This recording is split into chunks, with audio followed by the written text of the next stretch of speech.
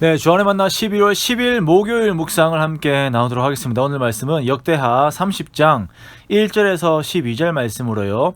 6월절을 준비하다라고 하는 제목으로 함께 묵상을 나누도록 하겠습니다. 오늘은 히스기야가 그동안 유대에서 지키지 않았던 6월절을 회복하기로 마음을 먹고 진행해 나가는 과정을 함께 보도록 하겠습니다. 성전과 예배를 회복하며 유다를 개혁하는 히스기야는 6월절을 회복하기로 마음을 먹습니다. 그런데 유다가 6월절을 지키는 데 있어서 상황이 여의치가 않아요. 먼저는 성결한 제사장들의 숫자가 충분하지 않고요. 두 번째는 백성들이 예루살렘에 모이지 않았기 때문에 6월절을 지키고자 하는 마음이 있었지만 정확한 그 6월절 원래 시간에 그것을 지킬 수 없는 상황이었습니다. 그래서 이에 대한 준비를 하기 위해 6월절을 한 달 뒤로 미루는 결정을 합니다. 원래 6월절은 정월인 그 니산월에 14일부터 7일 동안 지키게 되어 있습니다. 그러나 민수기 9장 10절에서 11절에 보면은 한 달 뒤로 미룰 수 있는 예외적인 상황들이 있는데요. 개인이 부정한 경우 혹은 먼 여행 중에 있는 경우에는 둘째 달 14일 해질 때에 6월절을 지키도록 했습니다. 히스기야는 이러한 현재 유대 상황과 문제에 대해서 의논을 하고는 이 율법의 적용을 개인이 아닌 유다 전체에 적용하기로 마음을 먹습니다.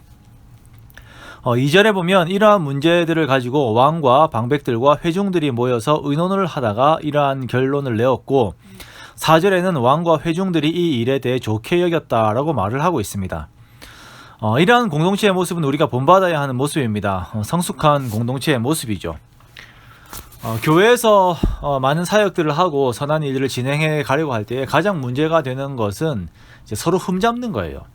문제가 있을 때 좋은 방향은 문제를 하나 인식하면 그것을 위해 서로 기도하고 의논하면서 그 문제에 대한 좋은 해결 방안을 함께 찾고 좋은 그림에 대한 결론을 내리고 진행해 나가는 것입니다. 그런데 의외로 이것이 잘 안 돼요.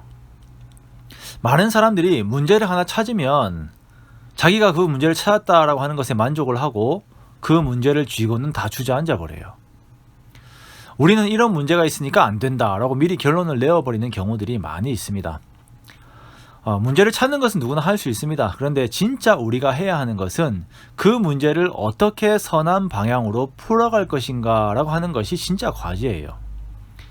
여기에 하나님의 지혜가 필요하고 이 과정에 하나님의 성품이 요구됩니다. 히스기야는 6월절을 다시 회복하고 싶다는 선한 의지가 있었지만 먼저 부딪힌 문제들이 있었지요. 성결한 제사장들이 모자라고 이에 대해서 백성들의 호응이 없어요. 자, 이것을 정비하기 위한 방법들을 의논하여 하나님의 말씀 안에서 찾아낸 것입니다. 항상 기억하십시오. 우리는 하나님께서 예비해 놓으신 선한 그림을 찾기 위해서 그리고 그것을 함께 만들기 위해 끊임없이 기도하고 하나님 말씀 안에서 그것들을 만들어 나아가야 합니다. 하나님에 속한 것은 창조적인 것이고요. 파괴적인 것은 사단에게 속한 것입니다. 그리스도인들은 하나님을 따라 선한 내용들을 계속 만들어 가야 합니다. 자, 히스기야는 백성들이 6월절에 함께 임하게 하기 위해서 보발꾼들을 보내요. 이때 그 범위가 브엘세바에서 단까지입니다. 자, 이것은 남북 이스라엘을 합친 이스라엘 전체 영토의 범위입니다. 단은 최북단이고요. 브엘세바는 최남단입니다. 성경에서 이스라엘 전체 영토를 말할 때 자주 쓰이는 표현이죠. 우리나라에서는 할라에서 백두까지라고 하는 표현이 지금 이것 브엘세바에서 단까지요. 완전 동일한 의미로 이렇게 쓰여지는 것이라고 보시면 됩니다.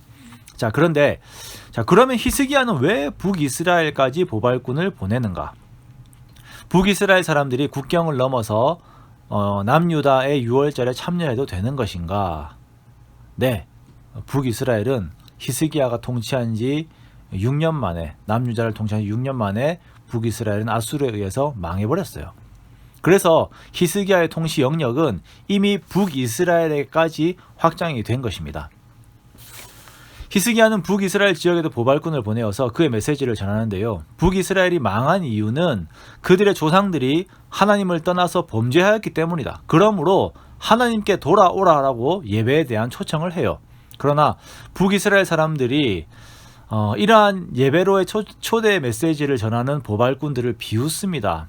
참 안타깝죠. 이것이 당시 그 북이스라엘의 영적인 상태였어요. 하지만 그럼에도 정말 감사한 것은 여기에서 이 말씀을 듣고 돌아온 이스라엘 사람들이 있다는 것입니다. 아셀과 므낫세와 스불론 중에서 몇 사람이 스스로 겸손한 마음으로 예루살렘으로 왔어요.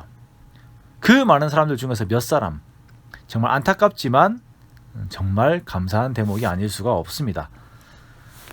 오늘의 본문은 6월절을 준비하는 모습입니다. 그리고 그 예배로 초대하는 모습입니다. 히스기야의 초대 메시지를 듣고 들고 이스라엘을 찾아가는 보발꾼들의 모습이 바로 우리 모두의 모습이어야 합니다. 코로나의 시대이고 가치가 혼란스러워졌고 권위가 흔들리는 시대에 우리가 있지만 그래도 우리는 하나님 앞으로의 초대 메시지를 계속 전해야 합니다. 북이스라엘 사람들처럼 이 말씀에 응하지 않는 사람들이 많이 있겠죠. 하지만 아셀과 므낫세와 스불론의 몇 사람처럼 하나님께서 찾으신 사람들도 있어요. 이 몇 사람들을 위해서 하나님께서는 그 보발꾼들을 수고하게 만드신 것입니다. 우리가 그 역할을 감당해야 합니다. 코로나의 시대에 경제적으로 어렵고 불안하고 마음이 힘든 사람들이 정말 많이 있어요. 그들의 이웃이 되어주시고 그들에게 예수님을 전해주세요. 우리가 누리는 예배의 기쁨을, 6월절의 기쁨을 전달해주세요. 우리는 그런 보발꾼들이 되어야 합니다. 오늘 하루를 보내면서도 만나는 모든 사람들에게 예수님을 전하는 우리가 되기 원합니다. 예수 믿는 사람들은 긍정적이고 창조적이고 영향력 있는 사람들이에요. 어두움의 시대에 밝음을 전하시고 그 밝음의 중심에 있는 예수님을 알리는 주 안의 보발꾼이 되시기 바랍니다. 그리하여 하나님께서 나를 통해 찾고자 하는 그 한 영혼이 나의 수고로운 발로 인하여서 주님께 돌아오는 귀한 역사가 저와 여러분의 삶 속에 꼭 일어나시기를 주님의 이름으로 축원합니다.